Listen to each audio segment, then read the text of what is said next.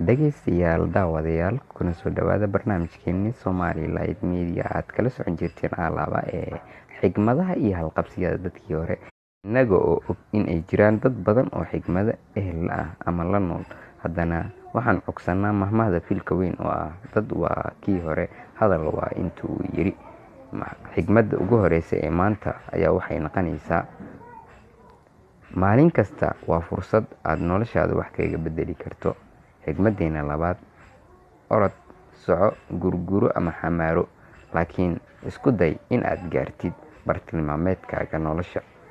Xigmaddeena saddexaad: haddii aadan ahayn qoraa anfaca dadka, noqo akhriste anfaca nafsadiisa.